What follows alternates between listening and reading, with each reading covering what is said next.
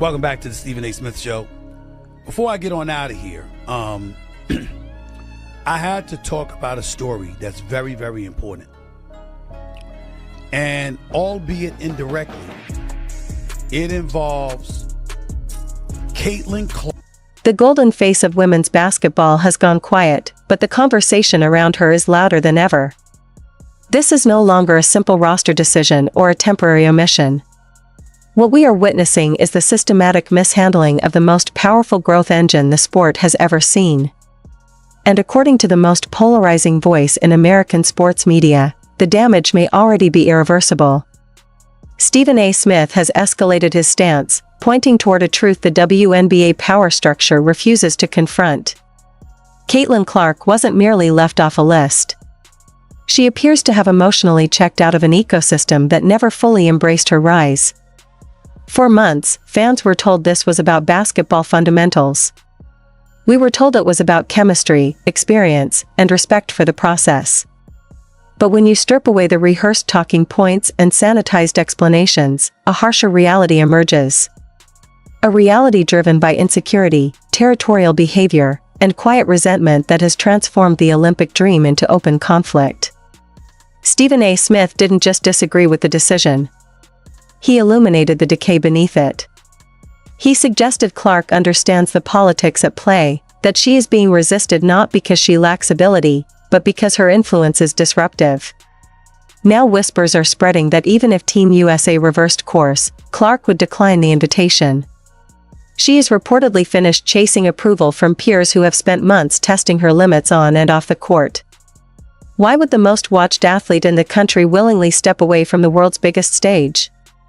What insight did Stephen A. Smith recognize before anyone else dared to say it publicly? And could this be the defining moment when women's basketball protected its hierarchy at the expense of its future? Brace yourself, because the unfolding story of Caitlin Clark and the Olympics is about to reveal the uncomfortable truths professional sports prefers to keep hidden from view. To understand why Stephen A. Smith has taken such an aggressive stance, we have to rewind to the exact moment everything changed. This was supposed to be routine. Another roster release. Another cycle of mild outrage followed by quick acceptance. That is how Olympic selections usually go.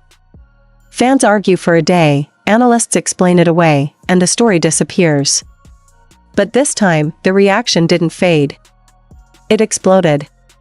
The moment reports surfaced that Caitlin Clark was not included, the sports world didn't just question the decision. It rejected it. Because this wasn't a marginal player being left out.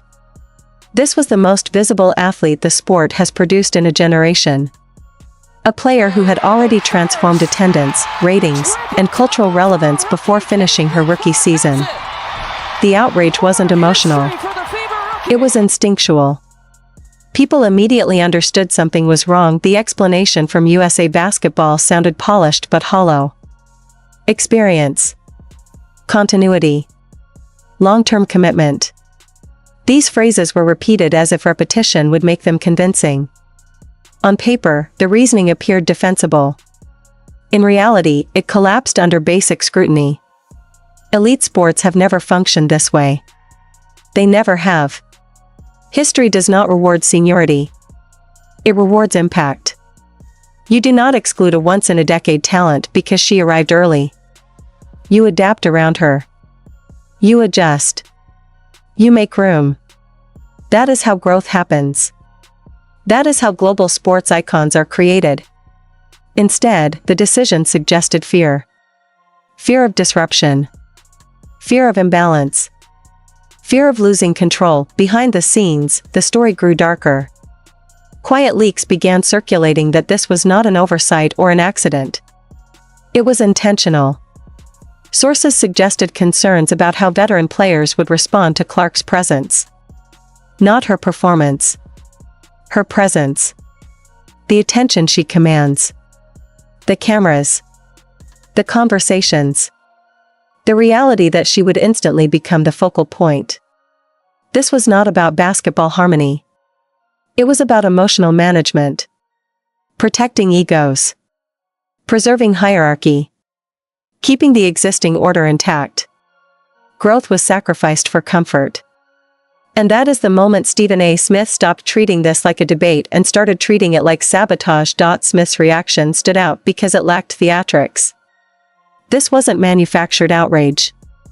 It was controlled frustration. He didn't just call the decision wrong. He explained why it was indefensible. He reframed the Olympics as what they actually are, a global marketing platform disguised as competition.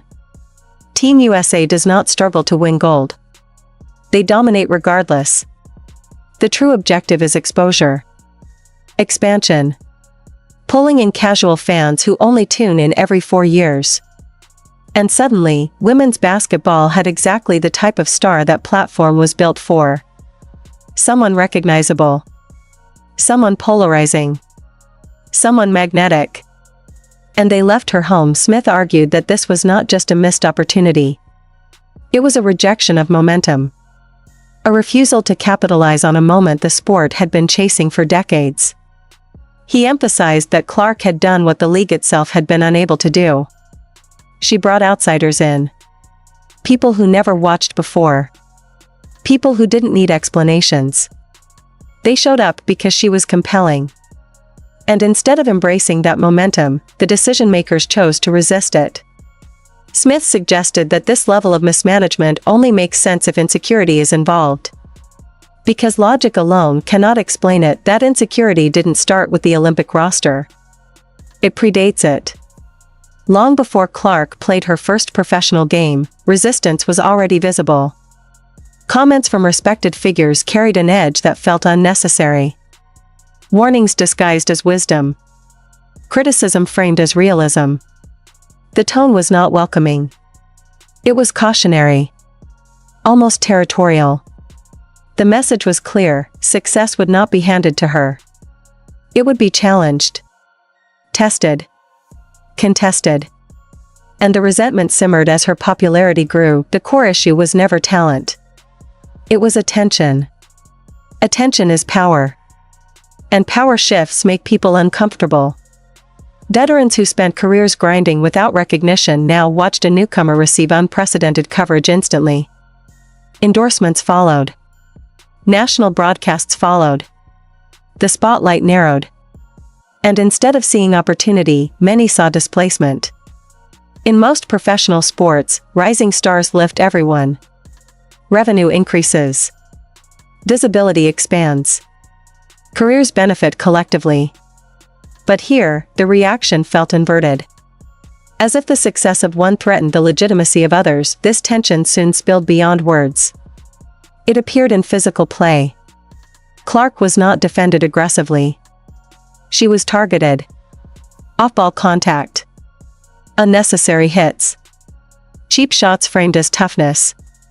Incidents that would have triggered immediate consequences if directed at established superstars were minimized or excused. The response from the league was muted. The response from peers was quieter. And the message this silence sent was unmistakable. Protection was conditional. Respect was earned through suffering. That context matters when discussing the Olympics. Because the Olympic team is not neutral territory. It is composed of the same players. The same dynamics. The same unresolved tensions. Expecting chemistry in that environment requires trust. And trust cannot exist where resentment thrives. This is why the idea of Clark declining an alternate role resonated so strongly. It made sense. Alternates are insurance policies, not centerpieces. For a player who had already proven her value, the offer felt symbolic rather than sincere. Smith interpreted this rumored response not as defiance, but as awareness. Clark recognized the imbalance. She understood that her presence was being tolerated, not embraced. And rather than place herself in a compromised position, she stepped back. Quietly. Professionally. Without spectacle. That restraint only amplified the impact. Because it forced the establishment to confront a reality they could not control. Her value does not depend on their approval, and that realization marks the beginning of a larger reckoning. As the fallout continued, the conversation shifted from disbelief to analysis, and that is where the implications became impossible to ignore. This was no longer about whether Caitlin Clark deserved a roster spot. That question had already been answered by the market, the fans, and the numbers. The real issue was why the system appeared so determined to resist her ascent. Stephen A. Smith framed it bluntly. When a league finally gets the star it has been begging for, the correct response is alignment, not obstruction. Yet everything about this process suggested hesitation at best and hostility at worst. The ratings told a story that no press release could overwrite. Games featuring Clark weren't just outperforming expectations. They were redefining them. Viewership spikes weren't marginal. They were historic. Arenas weren't just fuller. They were sold out. Teams weren't just pleased. They were relocating games to larger venues to keep up with demand. This was not hype. It was behavior. Measurable, repeatable behavior. Smith emphasized that leagues do not grow through internal validation. They grow through external attention. And Clark was delivering that attention at a scale unseen in women's basketball. The Olympics, in that context, represented amplification. A multiplier. For years of anticipation compressed into a global spotlight. Casual viewers who never engage with league play suddenly become consumers. That is where stars are made permanent. That is where icons are cemented. By excluding Clark, the committee didn't just limit exposure. They interrupted momentum. Smith called it a self-inflicted wound. One that would not show up immediately on the scoreboard, but would reveal itself in viewership reports and revenue shortfalls. That is where the revenge narrative gained traction. Not because Clark sought retaliation, but because absence itself carries consequence. She doesn't need to speak. She doesn't need to criticize. Her non-appearance becomes the statement. When Olympic broadcasts underperform compared to domestic games she plays in, the contrast becomes unavoidable. The data becomes the indictment. Smith noted that this kind of passive leverage is the most powerful form. Because it removes emotion and leaves only outcomes, the league's internal culture then came under sharper scrutiny. Longtime fans began openly discussing what they saw as an exclusivity problem. A league that had survived through shared struggle developed a tight inner circle. Loyalty mattered. History mattered. But that cohesion came with gatekeeping. New fans were often treated as intruders rather than assets. Clark represented those new fans. She brought them with her. And instead of welcoming them, parts of the ecosystem pushed back. Social media amplified this divide. Veterans defended legacy. New audiences defended excitement.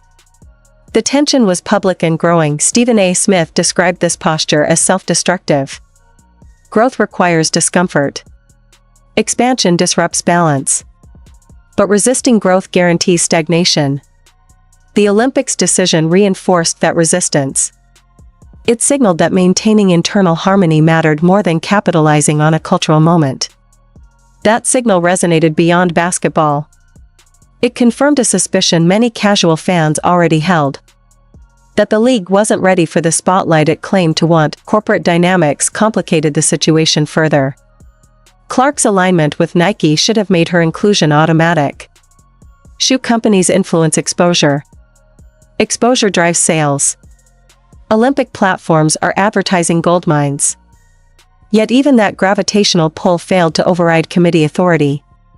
Whether that reflected internal politics or deliberate defiance, the result was the same. A fractured strategy. Missed synergy. A signature shoe launch deprived of its most powerful stage. Smith characterized it as dysfunction masquerading as independence. Then came the most sensitive layer of all. Race. It hovered beneath every discussion, sometimes acknowledged, sometimes avoided. Clark's prominence reopened old wounds about media bias and representation. Some players voiced concerns that white athletes receive disproportionate attention. Historically, that argument has merit. But in this instance, Smith argued that performance and appeal mattered more than identity. Clark's style of play translated universally. Long-range shooting. Tempo. Confidence. It was visually captivating. The audience response reflected that. Still, racial tension influenced perception.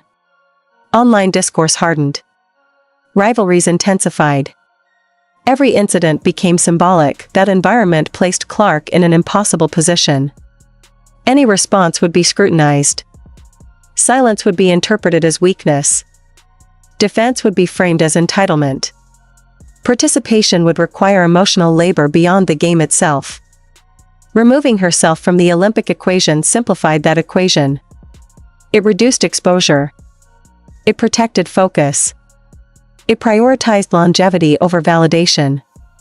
Smith suggested that this choice reflected maturity, not avoidance. Coaching leadership further strained confidence. Public comments questioning broadcast priorities before the season even began sent signals that were hard to ignore. When the same voice later defended the roster decision without warmth or clarity, trust eroded.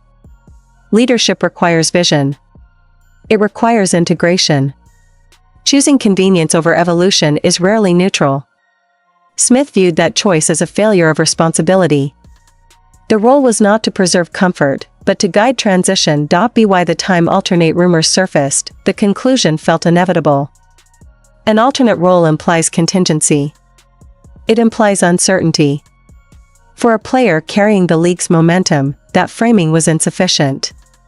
Declining it was not arrogance. It was alignment with reality. Clark's value was already established. Her leverage already proven. And her future did not hinge on a single tournament. What emerged from this saga was not a villain, but a mirror. A reflection of a league at a crossroads. Embrace change and risk discomfort, or resist it and risk irrelevance. Stephen A. Smith didn't create that tension. He articulated it. And once articulated, it could not be dismissed. As the dust continues to settle, one uncomfortable truth becomes harder to ignore: this situation was never going to end quietly. Too many forces collided at once. Tradition versus momentum. Legacy versus relevance. Control versus inevitability. Stephen A. Smith framed the moment as one of those rare inflection points where a league reveals what it truly values. Not through statements or slogans, but through choices. And the choice to exclude Caitlin Clark from the Olympic roster told a louder story than any press conference ever could. At its core, this was a test of vision. The question wasn't whether Clark fit the system. The system had already been stretched by her presence. The question was whether leadership was willing to evolve. Olympic teams are not museums. They are living advertisements for the future of a sport. They are aspirational by design. Leaving behind the most aspirational figure in women's basketball sent a message that the past still held veto power over the future. Smith argued that this instinct, while human, is fatal in professional sports. What made the decision even more damaging was the expectation that Clark would accept it quietly and gratefully. That she would wait her turn. That she would play the role assigned to her. When those expectations weren't met, frustration followed. But that frustration revealed entitlement on the other side. The belief that the system deserved loyalty regardless of how it treated its most valuable asset. Smith dismantled that logic easily. Loyalty is earned through mutual respect, not demanded through hierarchy. The idea that Clark's absence could harm the Olympic product was once considered speculative. Now it feels inevitable. Ratings are not emotional. They are empirical. Fans follow stars, not committees. They invest in narratives, not explanations. Without Clark, a significant portion of the casual audience disengages. Not out of protest, but indifference. And indifference is the most dangerous outcome of all. Smith described it as silent erosion. No outrage. No backlash. Just fewer eyes. That erosion extends beyond one tournament. Young fans discovering the sport through Clark now encounter resistance instead of invitation. They see controversy instead of celebration. Conflict instead of cohesion. That first impression matters. Sports leagues spend billions trying to manufacture moments that feel organic. This one was organic. And it was mishandled. The cost of that mistake will not appear on a balance sheet immediately, but it will compound over time internally. The consequences may be even sharper. Players notice how stars are treated. They notice who is protected and who is tested. They notice when popularity becomes a liability rather than an asset. That awareness shapes future behavior. It influences trust. It alters incentives. Smith warned that alienating the next generation of stars is how leagues stagnate. Because talent always has options. Attention always finds alternatives. Clark's response, intentional or not, reframed the power dynamic. By opting out of the drama, she regained control of the narrative. She shifted focus back to her game, her health, and her longevity. She didn't attack the league. She didn't criticize teammates. She simply continued performing at a level that made the omission impossible to forget. That restraint earned her respect from observers who value professionalism over spectacle. The establishment, meanwhile, faces a dilemma. Double down and risk further alienation, or recalibrate and acknowledge miscalculation. Neither option is painless. But only one preserves the future. Smith suggested that humility, not defensiveness, is the path forward. Admitting error does not weaken authority. Refusing to adapt does. This moment will be studied long after the final whistle in Paris. Not for the medal count, but for what it revealed about priorities. Did the league choose growth or control? Opportunity or comfort? Evolution or preservation? Those answers are already forming in the minds of fans. And once formed, they are difficult to reverse. Caitlin Clark did not ask to become a symbol. She became one by circumstance. Of change. Of tension. Of possibility. The Olympics could have been a celebration of that transformation. Instead, they became a case study in resistance. Stephen A. Smith didn't manufacture the controversy. He translated it. He gave language to what millions sensed but couldn't articulate. The irony is unavoidable. In trying to protect the integrity of the game, decision-makers may have undermined its future. In trying to manage egos, they exposed insecurity. In trying to assert control, they revealed fragility. And in leaving Clark at home, they ensured she remained the center of the conversation, because absence, in this case, spoke louder than presence ever could. Let's return to the alternate conversation. In elite sports, an alternate role carries no glory. You prepare, you sacrifice, and you watch, hoping an injury creates opportunity. For an athlete like Caitlin Clark, the most visible figure in the game, that offer feels less like respect and more like dismissal. You don't ask generational stars to wait in the hallway. You build the room around them. The reports that Clark stepped away from the alternate list reveal everything about her perspective. She understands her value. By declining quietly, she protected her leverage. She refused to validate a system that benefited from her popularity while denying her trust. This wasn't defiance. It was self-awareness. And Stephen A. Smith clearly understands why that decision changes everything.